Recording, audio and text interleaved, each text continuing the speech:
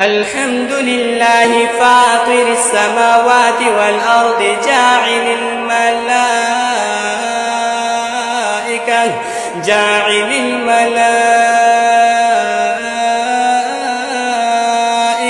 رسلا أولي أجنحة مثنى وثلاث ورباع يزيد في الخلق ما يشاء إن الله على كل شيء قدير.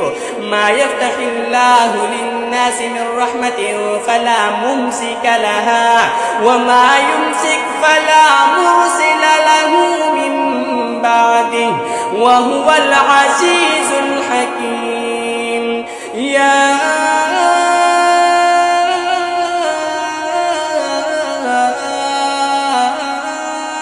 أيها الناس اذكروا نعمة الله عليكم هل من خالق غير الله يرزقكم